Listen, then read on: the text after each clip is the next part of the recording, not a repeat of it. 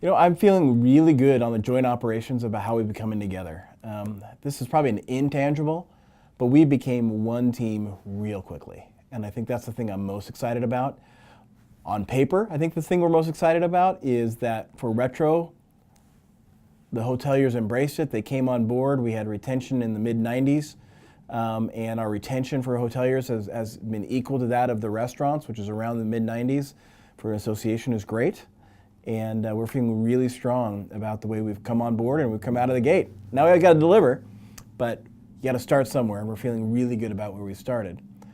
I think the very first challenge that we've had, and challenges are just challenges. You find a hurdle, you figure out how to build a plan around it and you adjust it, is the culture of committee attendance has been a little bit different than what we've experienced from restaurants to hotels, or WRA to WLA.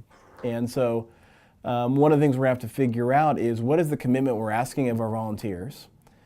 Is it applicable the same to those who have different culture? How much time do we give for it to change? Because it's still new. So saying everything's wrong right out of the gate, people need time to adjust, and we understand that. So, but it is one of our initial hurdles that we're dealing with is committee attendance and making sure we wanted to have folks attend from both sides and getting quorums from the hotel side to balance the restaurant side. We'll figure it out, but it is our first challenge, and we're looking forward to coming up with solutions for it. On what's coming up in this next quarter, well, what we want the big celebration to be is that Retro was fantastic and that it is green light all the way to October, where we're going to come together and merge as one entity. So between now and the next board meeting, probably in that June timeframe, we'll start learning of how the Retros are performing for the previous year. And if everything is fantastic, then we're going to feel really good about moving forward.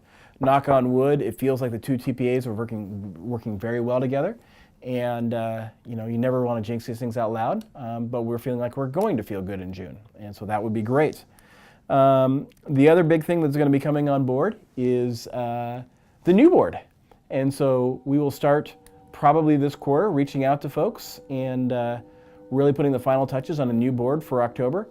We've kind of talked to everyone about their interests. We've talked to everyone about what the diversity is that we need on the board and what the outreach should be.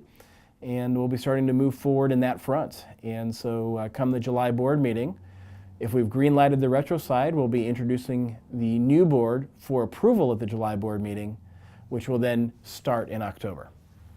So those are two of the big things in front of us in coming together. The other thing I think that will be a unique one is we're going to start trying to build the bench. So if you remember the volunteer pyramid, the board is fantastic, but the strength of the organization comes from committees.